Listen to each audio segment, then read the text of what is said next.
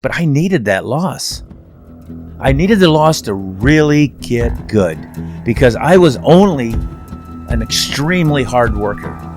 Welcome to the show, folks. This is Wrestling Changed My Life. Here we go. We can endure anything and adapt and pivot and change. Wrestling gave us that ability. I would say nothing in life has impacted me more than the things wrestling has taught me in terms of self-reflection, resilience. Toughness. Some guys have it, some guys don't. Adversity, 100%. How to pick myself up and be a man after I failed. And everything that has shaped my life and where I'm at today would not be there without the values and basically the lessons I've learned through the sport of wrestling. For me, wrestling saved my life because it allowed me to focus and channel my energy. We're fortunate if you wrestled, because if you wrestled, natural talent helps, but it's 5% of the ingredient. It pales in comparison to heart and technique and effort. It humbled me, taught me humility. Nothing can humble you more than wrestling. I think it's the learning to adapt, right? You learn how to adapt, you learn how to solve problems. You know, if I look back at my time I spent wrestling, if they gave me one thing more than anything else, it's mental toughness. Yes, indeed, folks. Welcome to the show. You're listening to Wrestling Changed My Life. My guest today is the one and only Dan Gable, Mr. Wrestling, America's Ultimate Winner, the GOAT among GOATs. What an honor it was to sit down with this legend. Now, for those of you who aren't woke, which is what I think the youngsters say these days, here are a few stats on Dan Gable. 21 years as the head coach of Iowa. During that time, he won 21 consecutive Big Ten titles and 15 national titles, winning 9 straight from 1978 through 1986. As a wrestler, he was unbeaten from his sophomore year in high school through the very last match of his senior year, compiling a record of 181-1, which is crazy. And he lost his last match. He lost his last college match to Larry Owings, and we talk about that a lot today. Then, after college, he went on to win the Olympic gold medal in 1972 without surrendering a point. It's just unbelievable. This guy is known throughout the grappling circles, not just wrestling. And a couple points of reference before we get into it. The first is, in 1987, Gable and the Hawks were beat by Iowa State, Gable's alma mater, to end their streak of 10 titles. And we talk about that about halfway through. And then lastly, about 42 minutes in, we had a small technical difficulty and we lost about 30 seconds of audio. And so that's why you hear that transition sound. Now, quick shout to DB Digital. That's DB Digital. It's run by a wrestler, Dalton Bullard. If you need a website or a logo, give these guys a look. It's dbdigitalagency.com. They're redoing the Wrestling Changed My Life website, so you'll get a first-hand look at their craftsmanship. Fan of the week goes to none other than my mom, Lori Steiner, Mama J, as she's known in the friend circle. She's the one who used to send me to the Iowa camps for my birthday present, and so I owe her a lot for my obsession with wrestling and with Gable. And now, we'll take you to this conversation with Coach Gable. We had so much footage, I wanted to be choosy on where we brought you in, so we bring you in with Coach Gable talking about his high school career, where his best friend, Marty Dickey, was behind him every single year of high school. So as a sophomore, he was JV when Gable was a starter at 95. When they were junior, Gable was a starter at 103. Dickey was the backup at 103. And then their senior year, they come in at the same weight, and Gable ends up cutting down a weight just to let Dickey in the lineup. And that's where we picked this story up because it's an awesome one. Thank you so much, folks. We'll talk to you soon. Peace. State champ. He was the JV. I'm undefeated. He's undefeated. But he never got to go to the States. So 103 the next year. I'm a 103-pound undefeated state champion. He's the reserve at 103. He's undefeated. So we going into my senior year, we both show up wanting to go 120. He's undefeated. I'm undefeated. But he doesn't have any credentials. He's have an undefeated record for JV. Yeah. So Mr. Siddons pulls me aside, Coach Siddons, and says, you know, you got a lot of intestinal fortitude. Well, he used to use some big words like that, and I'd probably go look them up. But he goes, you know, I think you're both about the same size, you know, both undefeated, but I'd really like to get you both in the lineup. I don't think Marty can make 112. but I think you can because you'll do whatever you have to do to make the weight. And that was it. I went down to 112, and I finished my career undefeated state championship, and he finished his career undefeated state championship. Wow. But he only had 1 year on varsity. And guess what? When I won mine, I had 3 years, 3-time state champ, 64-0, and the crowd was happy about me and loved it. But when Marty Dickey won, the place went crazy. In fact, I went crazy. And that was the first time I ever probably got excited because I was always low key. And I was really excited for him winning the state championship. So wow, that was, I think that was kind of the start of my coaching, making a career, making decisions like who can make what weight. And especially with the Peterson boys, that's to me. No, that's the most amazing. The most amazing story is that Ben Peterson wasn't a state champion, I don't think. I think he was second. But all of a sudden, Ben got recruited by Nichols because he saw him wrestle Chuck Jean, even though Jean beat him. But he kind of pushed him a little bit and offered him a scholarship. And then when Ben came in, it was like, I don't know if Ben ever, if you ask Ben, I came up to him to ask him to work out. And he goes, what do you want to work out with me for? I'm way bigger than you, you know. He didn't say it, but I like, you can't wrestle me, and then he found out that I could, and so then we became very good friends and very good workout partners. And the reason why is because he came back for more all the time too. And if I were somebody that I could really depend on being there, an extra workout or just going after practice, he would do it. Right. He would do it. And he had that. So it was perfect for me, but it was also helping him a lot too. So I would even make the trip to his home sometimes. And I think the thing that really surprised me when I made the trip there was early on. I made it when I was still had eligibility, probably going into my senior year, but because Ben would have been maybe only a sophomore, or maybe I'm not sure what year, but anyway, Ben, after his freshman year, I know that I went to his house. And all of a sudden, in his house, there's a chalkboard. I don't know if it was right outside of his bedroom or inside his bedroom, but he had a name written down there. And it was the nickname of the guy he had to beat out at Iowa State to make the team, who has been waiting around to make the team. And he had wrestled Ben as a freshman, and he could handle Ben. But Ben had to beat him out. But Ben went home that summer. On that chalkboard, he wrote this guy's name, but he didn't write his name down. He called him something else. Mm-hmm. I think he called him the Great Gatsby.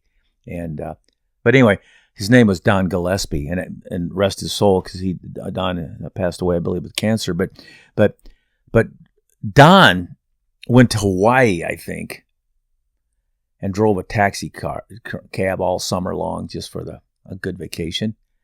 Whereas Ben was home every day with that chalkboard, and every day he'd get up, he'd see that guy's name that reminded him, and Ben went to work to beat him. And wow. So what happened was when they came back to school, Don grabbed Ben just to work out with him a little bit, and it was like, whoa, what is this? There's a world of difference when you go for 3 months and one guy's training for, it's kind of like Owings. He snuck up on me a little bit, and he did a good job of not letting the guy know. And so did Ben Peterson. He did a good job of letting Don Gillespie. But I think Don Gillespie wouldn't have mattered anyway, because I think he thought he could probably beat him anyway, just based on the fact that he beat him all his freshman year right out of high school. Right. So was Owings on your radar at all in college? No. He never was on my radar. So your junior year, you have the most dominant year you could probably have. God knows how many pens. 34 in a row. Yeah. Gregorian Award. Yeah. OW. And I've read that. Team championship. Because that always helps. When you're surrounded by champions, it's always another edge. So how many was it in a row? 34? Your junior year?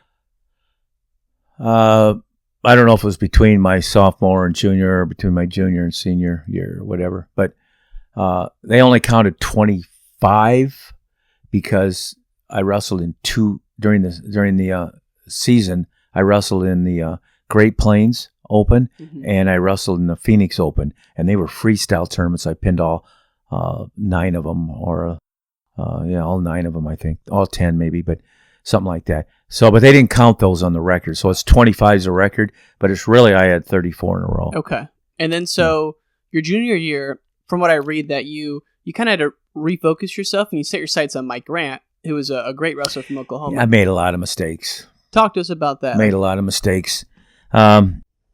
Is it true that you did focus on Grant? Yeah, I did. And that's not what you focus on, because it was a month before the season ended. Yeah. In fact, probably more than a month, by 5 weeks. And when you all of a sudden have your focus on something and it's not end of the season. So this is a coaching tool too. You know, I thought it was going to help me.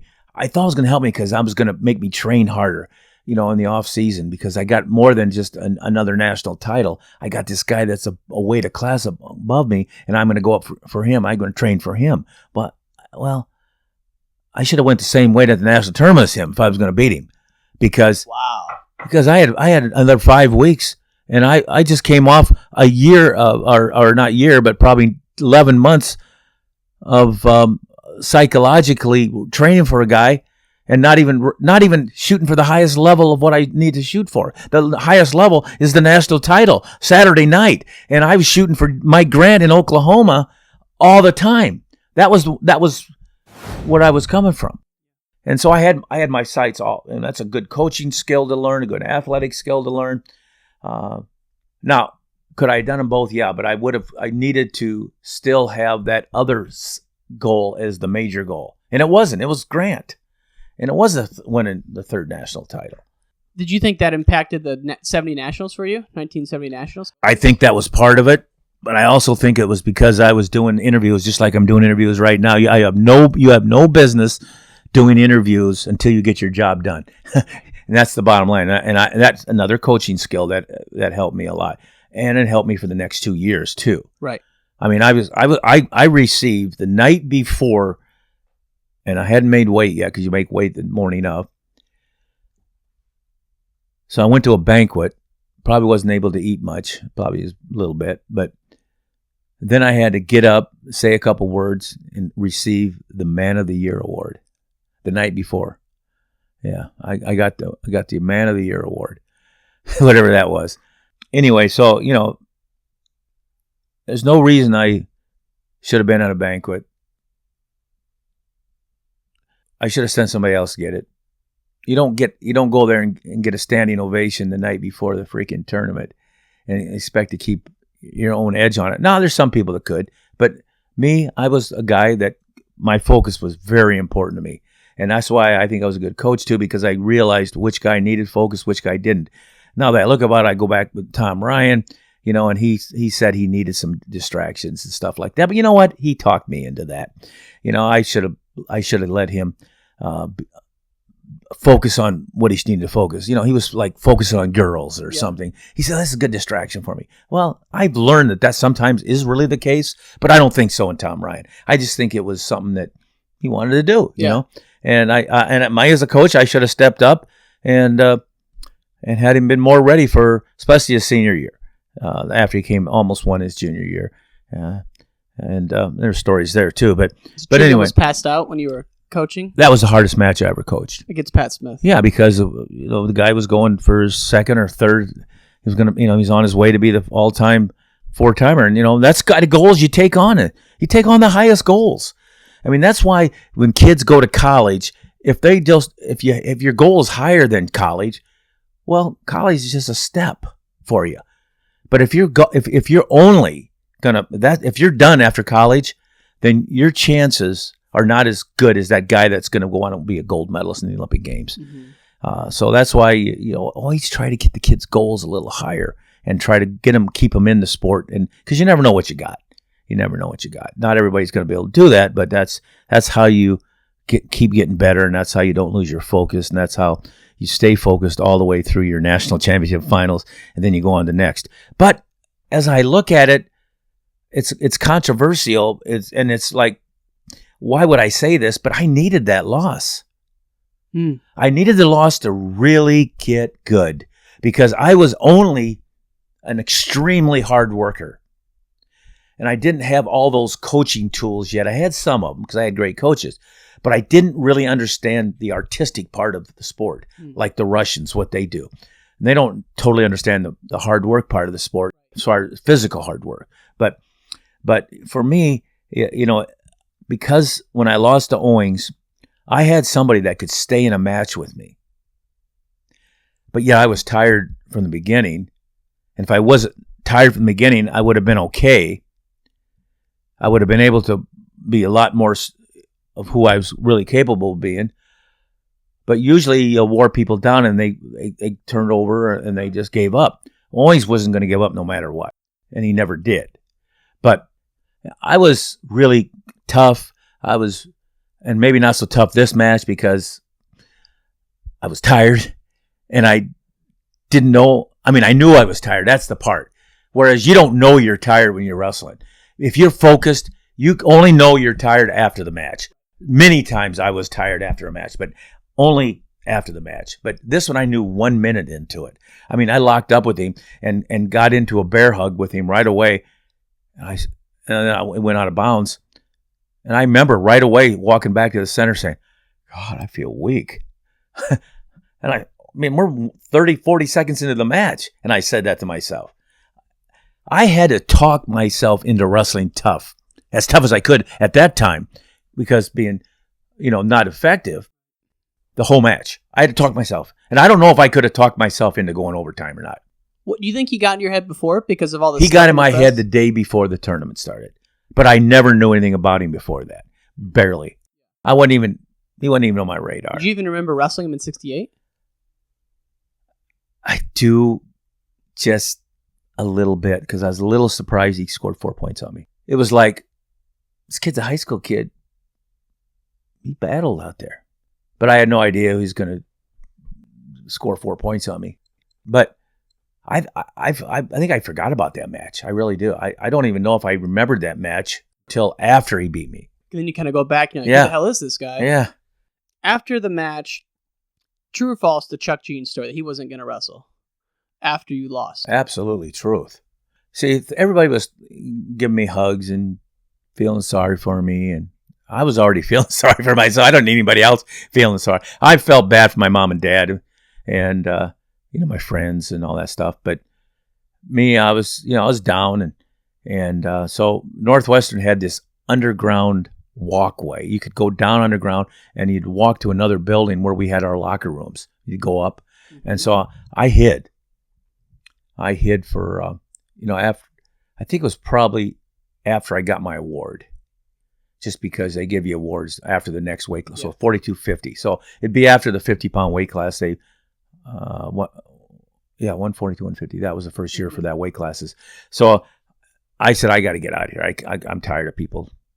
I need to be myself. So I walked down, went away, and I really shouldn't, because we had a guy in a national finals at 58. We had a guy in a 67. We had a guy in a 77. So, but I remember walking after I got my second place medal, which, by the way, when I'm on the stand, I'm not looking up.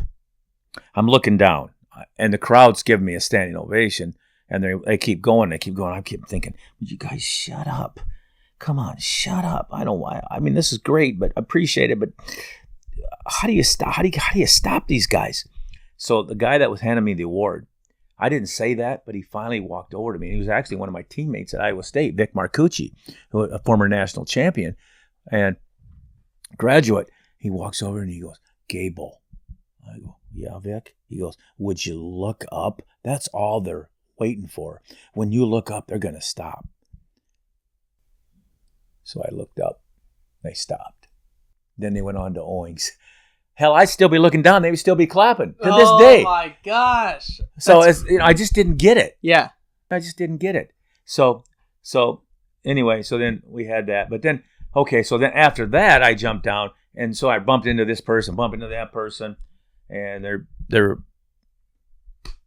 hugging me. And I got to get out of there for a little while. So I walked down, went back to the locker room, and I just went to the locker room, sat down on the floor in the locker room. Mm-hmm. But while I'm in the locker room, there's some showers going. and I kind of hear somebody. What the heck, So I kind of want to see who it was. So I get up, walk around the corner of the lockers, and I look into the shower room. And I had just heard. I knew that we won. Dave Martin won. I don't think I even watched his match. That's sad. Or maybe I stood back in the corner, and watched it. And then we won with Jason Smith. And then I heard second call at 177, Chuck Jean to the mat for the national finals, And I'm thinking, second call? Where the hell's Chuck Jean? So I'm walking around, and I'm looking in the shower, and he's naked. He's in the shower, taking a shower. What? Yeah. What the hell's he doing? That's what I'm saying. Chuck. He looked at me. I go, what are you doing? He goes, I've been in the lineup with you for the last 2 years. I've never wrestled in the lineup behind you when you lost. And I'm not about to start now. And so that's another coaching thing that really made me jump into my coaching frame. So I was born to be a coach, just based on my family and the YMCA and all that stuff. So I looked at him, and that's finally my tears dried up, and finally I quit feeling sorry for myself, and I was trying to help somebody else. And so I was straight. I did a flip just like that. I said, Chuck. I said, you want to double hurt me? I said, I just lost. So if you lose, that's another loss on me. I'm the captain of this team. And I said, best thing you could do for me and for this team, if you want to help us get out there and wrestle this match. And honest to God, he was like a fireman. He jumped into his shoes and went down this pole because he had to go down a pole. And he could go downstairs or a pole. We had this pole, and he just jumped on that pole, ran out in the last call, and won the Nationals. Oh, my Lord. And he had another year eligibility. That was the last match he ever wrestled for Iowa State. I was done. So I was pretty much, he was done too. But he ended up at least winning that last match. How long after that were you kind of in a funk where that prompted your mom to drive up there and give you a little right away. Here's what happened right away. I go, that's a Saturday. So that's a Saturday night. Saturday night, I go to bed. For some reason, I slept in a room by myself. I don't know if I didn't get much sleep that night. But next day, we got in the cars and we went back. We had station wagons and we pulled into Beyer Hall. And it was full of people, fans waiting for us. Beyer Hall's the gym at Iowa State. And had the wrestling room there. And it was a full house. And for some reason, I was the last guy out of the car. So they were cheering everybody as they got out of the car. But when I got out of the car, dead silence. They just didn't know what to do. And so I made the walk from the car to the little corner door of Beyer Hall. And there were some wrestlers that were there. And I looked at them. I said, you, and you. Will you train? We'll go work out with me right now. And they go, yeah. So I took 3 guys up in the wrestling room. Right then, when we got back. So we got up in the morning at 8 o'clock. We were back by 2 o'clock in the afternoon. And I went up in the wrestling room, laced my shoes up. Russell had alternated 3 guys on me, 2 or 3 guys, I can't remember which one, for about a half hour straight. And just beat the living dog snot out of them. But I didn't know I was going to. Because as I'm walking out of the room, I said to myself, I can't believe I'm still good. I'm still good. That was the big part of my healing. Even though it came back that night when I went back to my room alone. The whole night I was thinking about the match and all that. But then I went home. This is a Sunday night. And luckily, I was already scheduled to wrestle in an college university all-star meet the next weekend. Yeah. So we had an all-star meet. It was in Cedar Rapids. It was full. And I wrestled this kid from Cornell, pinned him. But it was like I was questioning myself. I just didn't know. Even though I came back and I had that practice, you don't get over something that quick. You never do. In fact, I'm not over now. But what I didn't tell you was, and this is good because it was like Monday, my mom calls me after Owings. And I answer the phone as my mom. I said, hello. And actually, I think somebody else answered. It said, your mom's on the phone. So I went over there and I picked the phone up and I go to talk. I couldn't talk. So my mom's going, Dan, you're there, right? I just couldn't talk. I choked up? Or? Yeah, choked up. And finally, I just hung up the phone. So I think she called again that day, a couple, 3 times, and I just kept choking up. I should have had somebody tell him. Maybe I did. I don't know. But it wasn't working. And she didn't really know what was going on. So next morning, Tuesday morning, the doorbell rings about 6 a.m. She had driven down, knocked on my door. Well, I didn't know, and I opened it, and it was her, and I was like in shock. Because it wasn't like I didn't want to talk to her. And then she slaps me across the face. And all of a sudden, I start talking. People that you love, and you think you let them down. It was just something that 181 matches in a row, 182nd, and you lose over 7 years, in that style.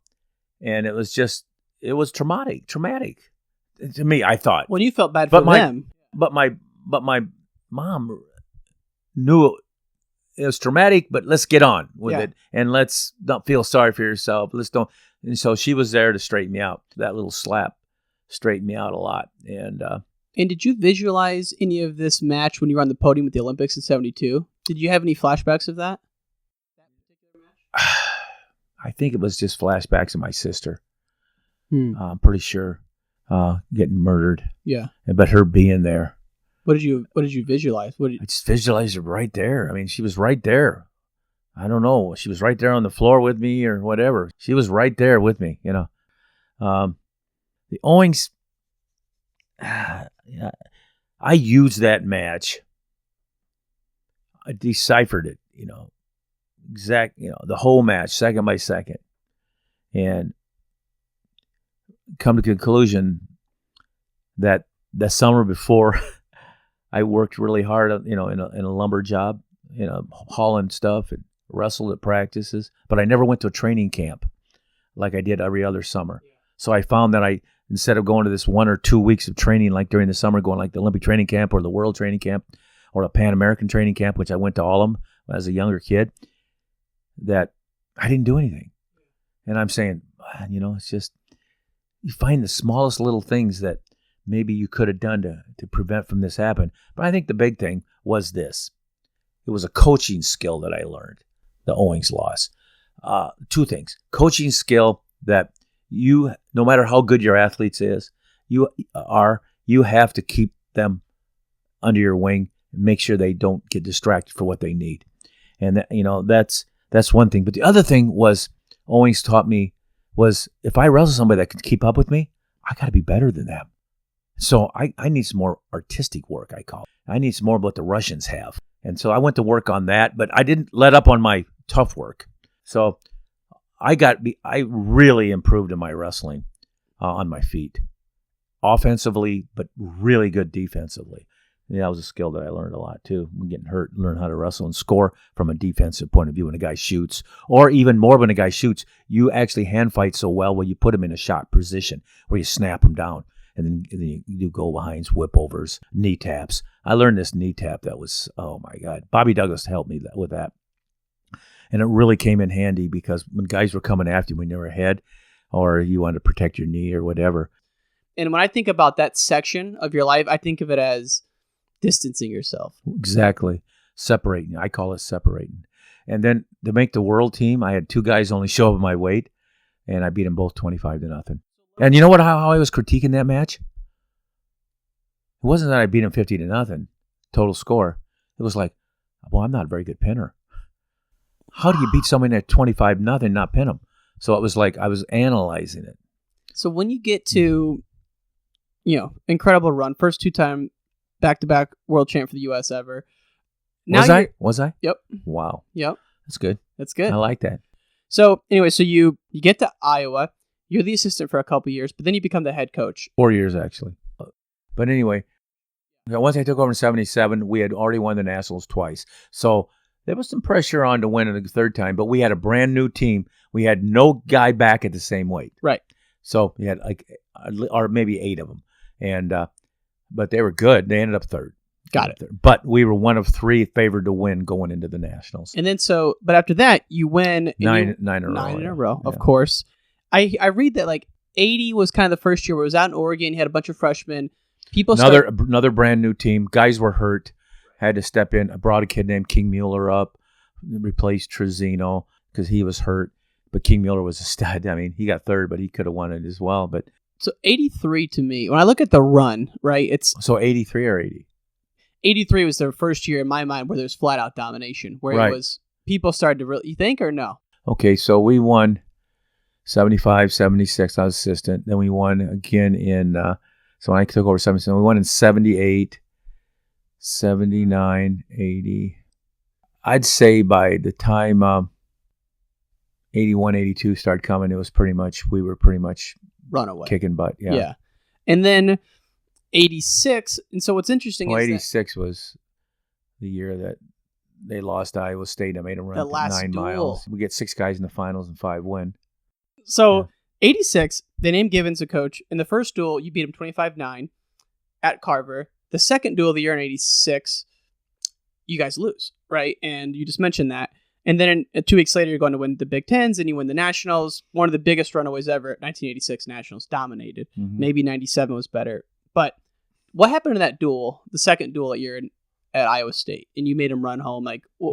How did they turn the corner from 25-9 back to beating Iowa? They were good, but we were losing. Listen, we were actually. I think about it. We were fine in 79. We won in 78 with some really good kids. By that I mean all around. So that was 78. So in 79 we pretty much, we looked good. 80, but we were. This was new. I mean, relatively new for the University of Iowa to win national titles. I think we were the only sport. Maybe somebody else might have won, but I still think if there's 20, we have 23 national titles. Maybe if there's 24 or 25, I think field hockey might have won once, or gymnastics won once. But so you have 23 national titles. So we were actually getting pretty damn good, and about 82, 83. So the year we lost in 87, go back 5 years, that recruiting class. I believe it was Penrith, Elger, the Randall boys, and David Ray. We had some really good, not only the recruiting class, but guys that were there. We were starting to lose a little. As early as 82, 83, we were losing track of what we built our program on. We built our program on some really good, solid attitude. And we knew wrestling because I knew wrestling. Mm-hmm. And I'd get people in there from the club that knew wrestling. Mm-hmm. Brought Jay Robinson in, he's in Greco, and you had some other really good guys. You had a guy from Oklahoma State. Jay was from Oklahoma State. You had Jeff Baum come in from Oklahoma State. But we were actually really good then. But we were losing that humbleness a little bit that you still always need to be able to go and get better, or to stay as good as you were. But you don't stay as good as you were. You got to get better. Mm-hmm. We were so good that we could still win the Nationals and not be at that really upper level mentality and discipline. I should use the word discipline. Mm-hmm. And so we were winning. We won in 83, won in 84, 85, and 86. 4 years in a row on just, we were good. We started losing our dedication, discipline, respect from people, getting some people arrested, too many parties. I mean, a lot of fans fit right into the parties too. Sure. But then all of a sudden when something goes wrong, you make the paper. Especially when you're an athlete that is on a national championship team or a national championship. You won a national championship yourself. I mean, a guy named Penrith, he wins the Nationals in 86. He's only a sophomore that year, but he had been arrested 5 times for intoxication, or for not intoxication, but for like underage drinking or something. Never even put it in the paper once. They just didn't even bother to put it in the paper. Or if they did, they put it, nobody caught it. So, because they didn't know who he was. But he gets caught doing something like 2 weeks after the Nationals. And it's not just him, because he's got his roommate, Elger, and he's got... They were roommates? When they came in as freshmen together. Oh, they were roommates. What a mistake. Oh. Dude, what a mistake. He put the two most craziest guys as far as wanting to party and having a crazy time together in the same room. But they got kicked out of the dorms the freshman year. I don't know if I even knew it. Did you have to go in and keep the peace, or you didn't know? No, I didn't even know it.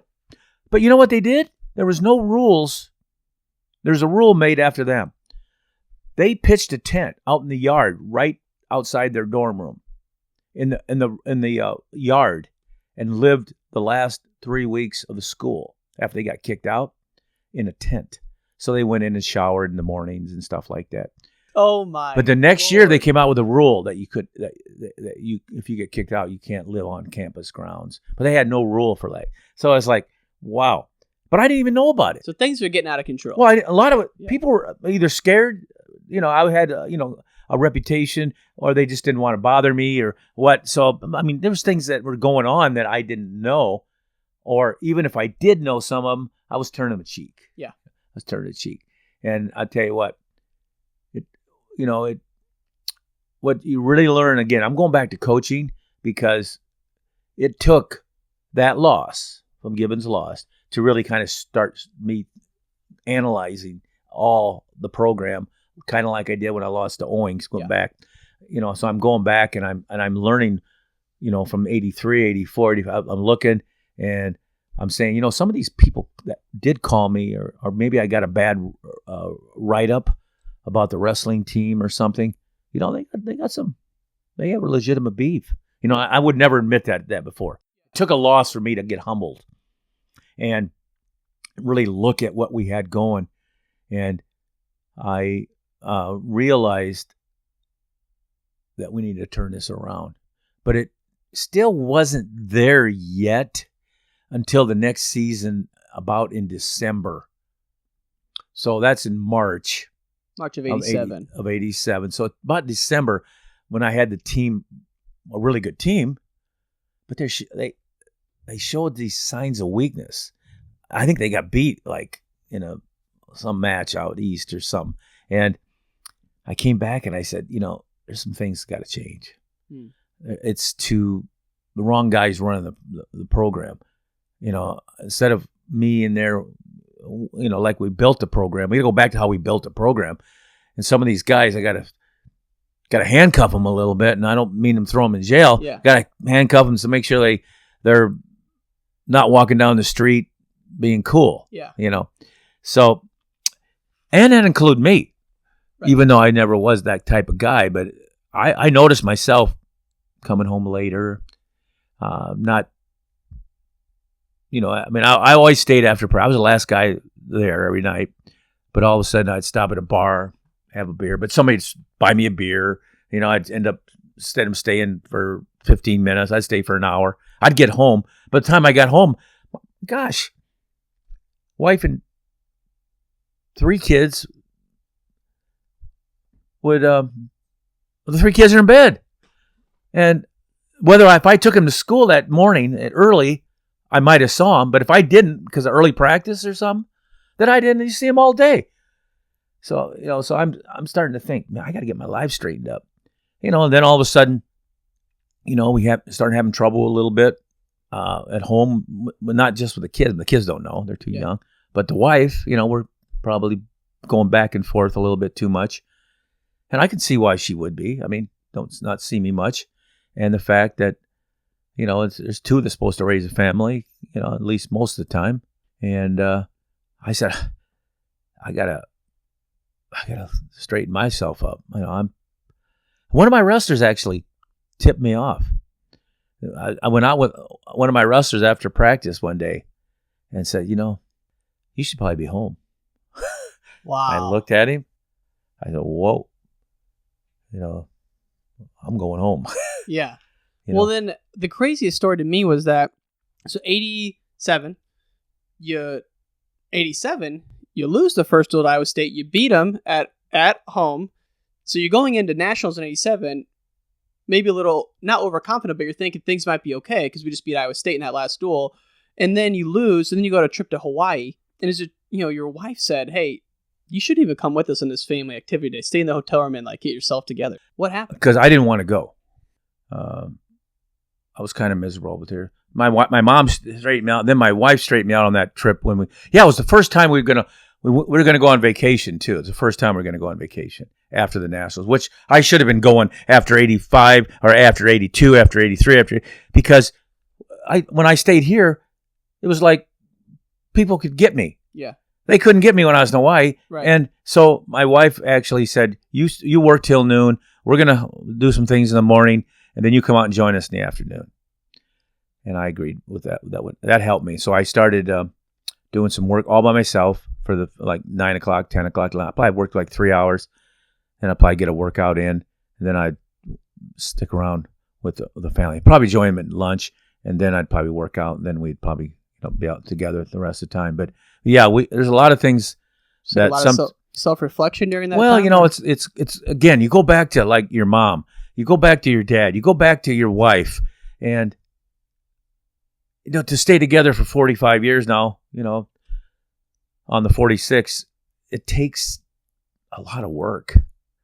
And neither one of us, whether it be my family with my mom and dad, they were gonna lose it with my loss of my sister because they blamed each other, and it took me to kind of pull them back to go together, and my wrestling, and that helped me too. Even though you don't really want to utilize that kind of help, but if you go the other way, it's going to make things worse. So then, in my life with my family and my kids and my wife, when there's tough times, sometimes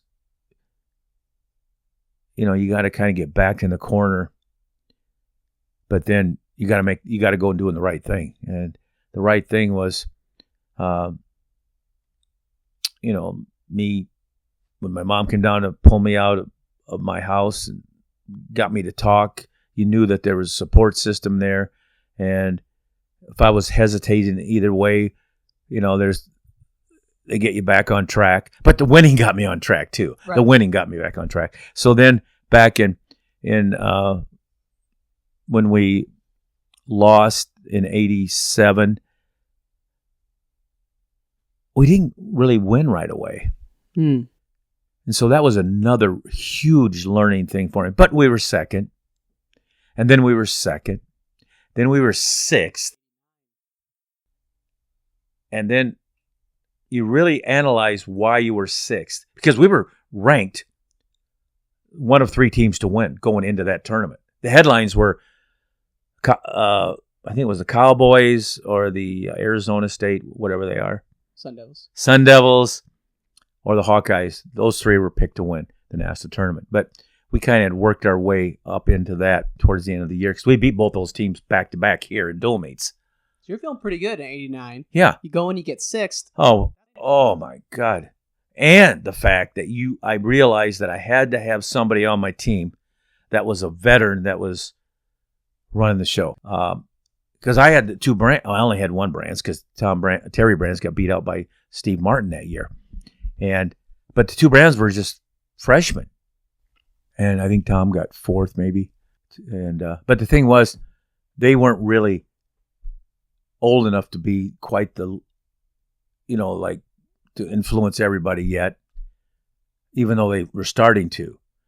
And what it made me realize, though, is I can't let my team have guys that were like 8, 9, 10 guys on the team that are good wrestlers, but there's really nobody to follow right now on that team. If you looked at every weight class, they were both all kind of guys that, except for the Brands, but they were young yet. And they were making transitions, and they weren't the champs yet. One of them didn't make the team. So, and I looked and analyzed that team, and you needed somebody like initially a Barry Davis. But you don't really know your guys are going to win, even though you're the coach. You pretty much think they are, but you're not them. Yeah. It's them. And they always have these little pieces that you don't know about because they're not you. And so all these guys that won for me, wow. It's like overwhelmed me. It overwhelmed me for satisfaction. And to the point where I almost lost it. By that I'm saying I was letting them kind of take over. And so I had to step up as a leader again. Yeah. To make sure that they know that they still have somebody to look up to, and that this is the way to do it. This is the right way to do it. That's not, just... Well, to that point, one of the themes that comes through is that you felt like those guys were your sons, and they loved you and you loved them. Some of them. And the ones that were my sons probably needed a bar there between me and them. So, I think the closest guy that was really, I think I probably hurt him if I had to do it over again, which I hate that term because I'll tell you a story about that in a minute, about had to do it over again. But is Greg Randall. Mm-hmm. For some reason, I just loved the little kid, but he probably was partying too much, and he was around an atmosphere, and came in with it a little bit, and he got second in the nation twice. Lost to great guys, John Smith and Jim Jordan, I think, maybe. I don't know. Yeah. And then he got hurt his senior year. But he needed discipline, but he needed... church and state separation. He needed, yeah. And he almost was so close to me that he would do things in spite of. It's like, you're my dad. It's like, or I can do this. I'm gonna, and he's gonna do it because he's wanting to piss me off or something. You know? So there needed to be more of that. And again, sometimes you might have to be that way, but he needed some help from me, and I was giving him good help, but not great help. So, like, what do you think allowed you to be able to know the guys so well, have such a feel for your guys, how you knew how to push them? I just think because I was so into leading my whole life from my sophomore year. Actually, before that, I'd probably go back to the why, learned leadership skills, but then, and just always being the hardest working guy. So, this podcast, what's the name of this podcast? Wrestling Changed My Life. Yeah. So I want to tell you about that. So right now, wrestling, that's true for so many kids. And the kids that need that is a perfect podcast for them. Because so many kids, wrestling did change their life. But for me, the term for me is wrestling added to my life. Added to my life. And the reason why I say that, and this is what I think the separation, again, from me and the rest of the people, is because I had so many good things in my life that were offered to me and I took before I even had wrestling. And so wrestling was the one sport that added and took me to the level of excellence that I could go to. I don't think I could have. And again, when I said I don't think I could have been the Major League Baseball player that I was a wrestler, or the football player, or the swimmer.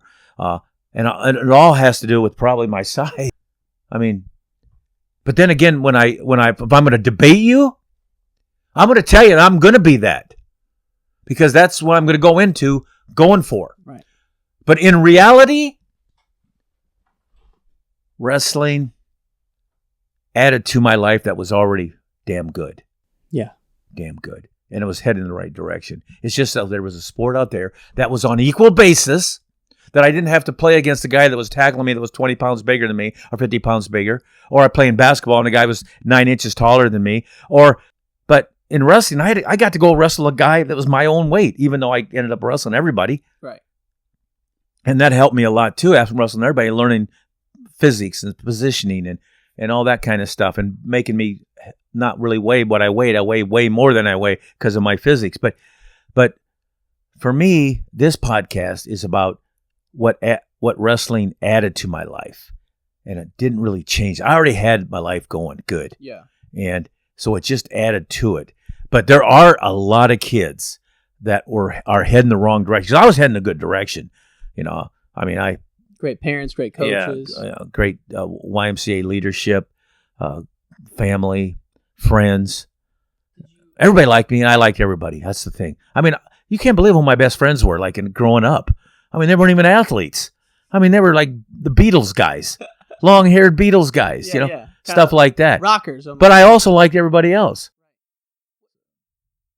I mean, it's something where wrestling, some people where wrestling is their life, like, they don't say wrestling changed your life because it's such a big part of the wrestling coaches. I say that. Wrestling is my life. It is your life, right? Yeah. So, but I have to have the people that are close to me in the same category or majority. And that has been the case, luckily.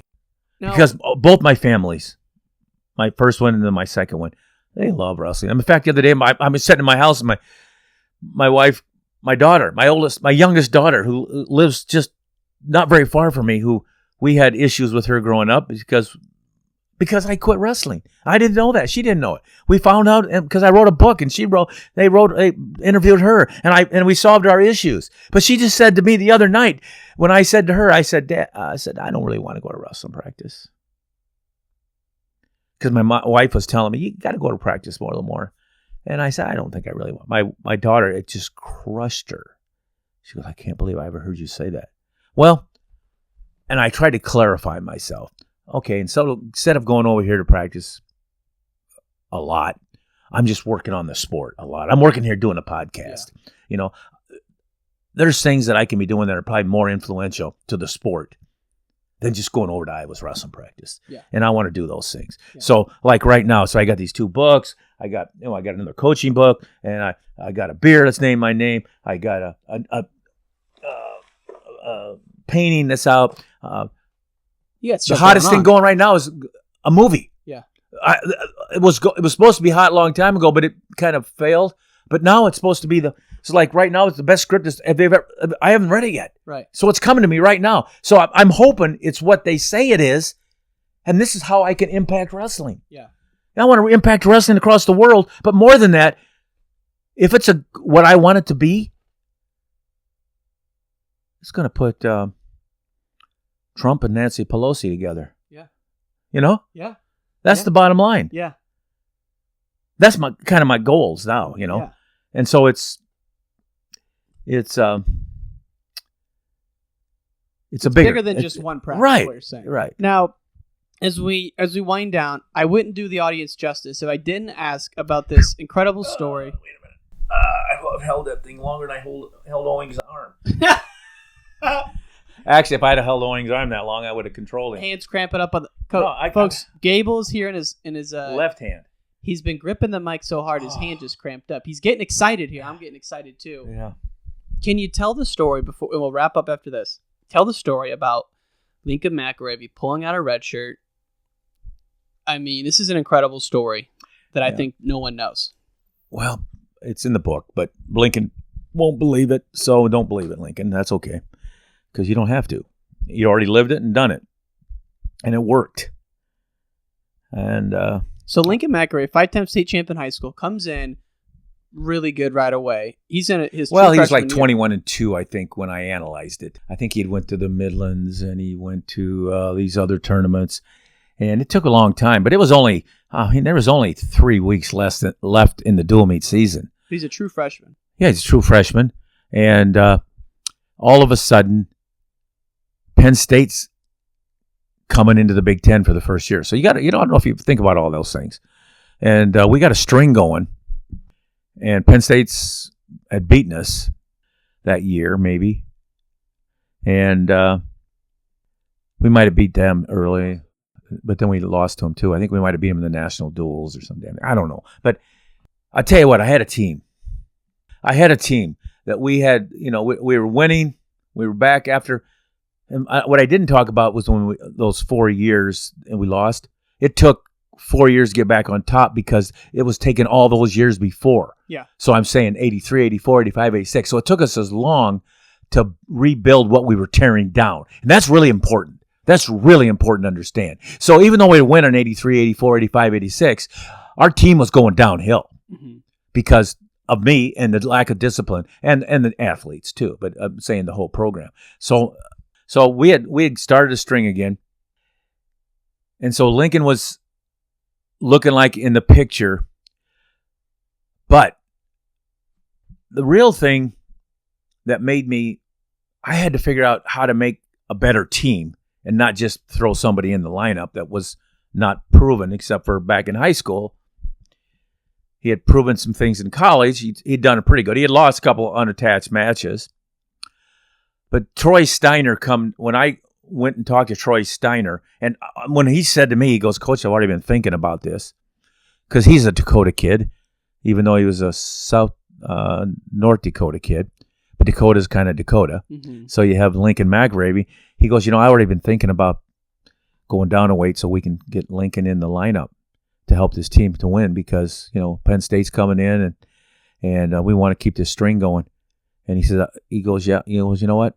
I'll go down a weight. I want to go down a weight class to help the team if you want to put Lincoln in at 42. So it was like, I was already thinking about it, and I was getting ready to go to Steiner, but he'd already beat me to the punch. And that's why he's a head coach at Fresno State.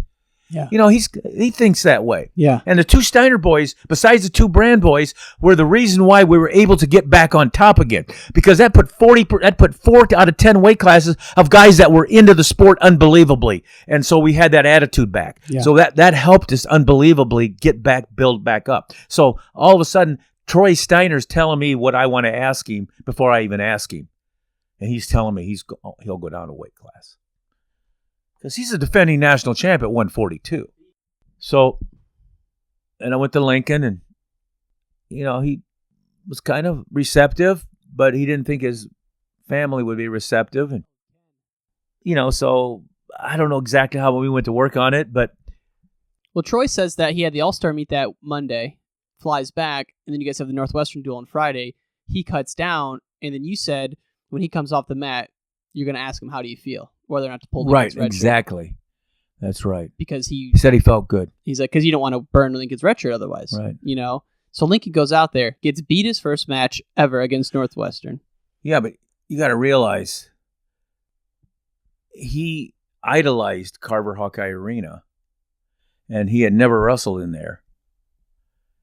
And the pressure, I didn't really think about it, and he gassed himself. I mean, I handpicked the match for him to come out. So when we decided when he was going to come out, I said Northwestern's the match because that guy, he can fall. Beat him. Yeah. He can beat him by 8 or so. And he loses by 7 or 8. He might have got majored because he fell apart. And I didn't take into account all the pressure from his family, which I didn't realize. And the fact that his dad didn't want him to do it. So that's tough. And his dad was waiting for me. So his dad was, after the match, we had a party out to Kinsess Hotel. I don't know if you know about that. I do know about that. Ken was waiting for you. You just went up to him. But I didn't.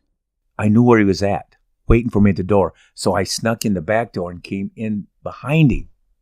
instead of in front of him. He was waiting for me to walk through the door to attack me. So I went around the back of the building, went in, came in from behind him, and grabbed him right from behind. And I said, Ken, he turned and go, and I started talking real fast. I said, I'm here. We got to talk. And I'm saying, we got to do things. We got to work things together because you know what? He's committed. He cannot not wrestle now. And so me and you, the only way he's going to come back is if me and you get together and figure out how we're going to help this kid. Because there's no option now. He's already burned the red shirt. He was ready to only just call me every name in the book. And by the time I got done saying that, he was like, yeah, you're right. But he was ready to rip me. And he, and I don't care. But I had to approach him first, not let him start the conversation. And I had to control it because there was no other choice. And if he even started going the other way, we're wasting time to win the national tournament. So the bottom line is I had to come up with a plan, and that plan was the one that started right away in Carver. One of the most magnificent shows of individual attention I've ever heard of. So following week, now you're in the freaking heart of the season. You got a couple duels left. Big Tens are coming up. Well, we're in the end of the season. 3 duels and the Big Tens and Nationals. So you, to get Lincoln's confidence back up, you designed 3 mock duel meets at Carver. You bring in a real audience or a fake audience? Real audience. 2,000 people from local Iowa City, Cedar Rapids came, and we set them right close to the mat, right on Carver Hawkeye Arena. See, what happened, I was thinking, Carver Hawkeye Arena made this guy somebody that he's not really. He fell apart right away, and it's got to be this arena. So we got to do something in this arena to make sure he has more experience. The only thing I can do is get more matches. So we brought in, as much as people, and we put it in the paper, and the people went along with it. And all I told him was Lincoln was going to have tryouts, and that I need your support to get him there. And 3 guys were going to wrestle him back to back to back, within a matter of like 2 hours, maybe over 2 days. And I really had another guy ready to go because he needed another match. I just wasn't sure, but once I saw how he was performing, how he was doing well and winning all these matches, and I actually had to analyze it too to make sure that the guys weren't just going out and laying down, because I told them they couldn't win. That's what's really valuable about a good coach. You can get your team to do things to help the team. But nobody wants to lay down for anybody. That's just not good. But if it's for the team, and if it's for the end of the season, and you're not going to get in the lineup, and this is your contribution to Lincoln McElravy winning the national title or to help the team win, then you got the team on the right. You're in the right.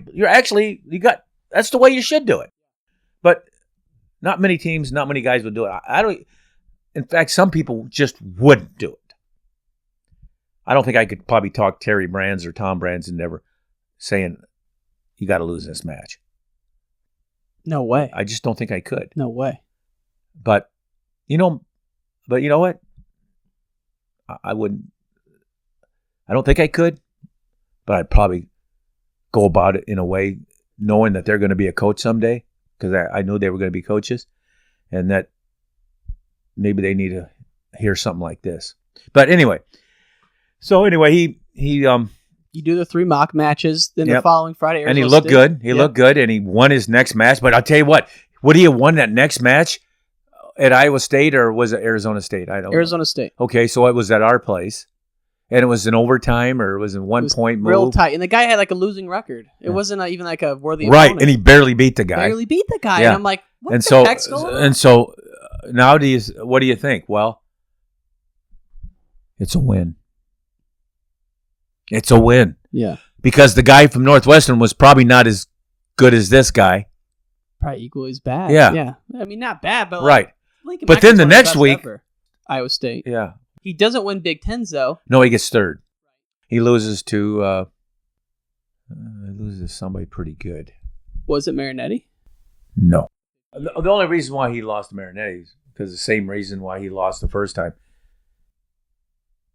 Marinade was good and held up, but Lincoln didn't hold up. Nationals were at Carver. Yeah, exactly. God. And he had a lot going on that weekend from the family. He was married now, and he had all this obligations, and I probably should have took him somewhere and hit him. And you got on the plane, and from what I hear, you were sobbing on the plane. I was crying the whole time. That's what another one of these trips that my wife had to straighten me out.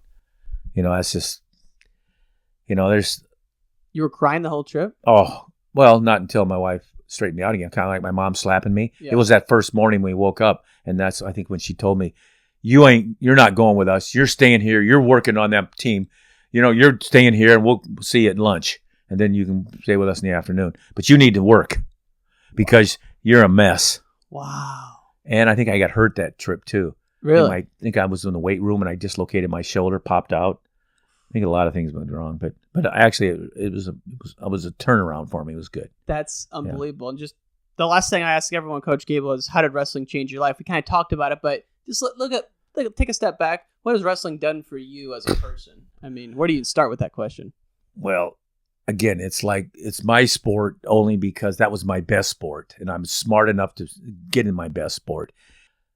So wrestling, it's really added to my life. It's changed my life, only from the standpoint that it always has kept me in line. If you get out of line, and it's kind of like my mom wrestling me back in line, because wrestling is kind of winning and losing. It's a little bit of a fight with rules. And sometimes you need that type of discipline to get you back on track. So whether it's me losing and then getting back on track and analyzing more than ever, or me partying too much or getting disciplined, and then whether it's my mom or my wife talking to me, get me back on track, or whether it's a coach that talks to you. Or a wrestler in your situation. Yeah. Where it's like, you got to get home. Yeah, exactly. This wrestler out of the blue. He was one of my wrestlers. And I'm sitting there drinking beer with him. And he says, you know what? If you don't want to lose your family, you better get home. Shit. I go, what? Is that the day you decided not to drink more than 2 beers a day? No. That was with George Raveling? Yeah. That was the day that I had to get up early in the morning to go fishing, and I had a headache, and I felt so bad in that morning for about 6 hours. I said, this is not, but I had said that before. But so it was a pact. But it was right during the time that I was going to lose my family. Really? Yeah. So, yeah, it definitely was not the day, but it was all part of it, the same thing. I mean, sometimes you got to straighten your life up. And I'll tell you what, and you can't think you're gonna I'll just go back and do the little bit. No, you got to straighten it up if you want it to really go as well as it can. And that's the issues with most people. They think they're going to straighten their life up by doing one thing. So it's like me when I look back and I thought we were going to get back on top of the things after 9-8 straight championships. I forgot we'd gone for 4 or 5 years out of line, and that's why it's going to take us like that. So, it didn't just take me coming home that next night to get my life back with my family. No. It took me coming home every night for a long time before things started coming around. I mean, it's like, it could happen again. Got to pay the price. Yeah. Yeah. Exactly. Got to pay the price. Yeah. So, Coach. The good price. The good price. The good price. Honored to chat with you, sir. This has been so much fun. Thank you very much for your time. Yeah, thank you. And all great things must come to an end. If you enjoyed this episode, please subscribe, give us a review, give us a rating, and share this with your friends. It would mean the world to us. Thanks for listening to Wrestling Changed My Life.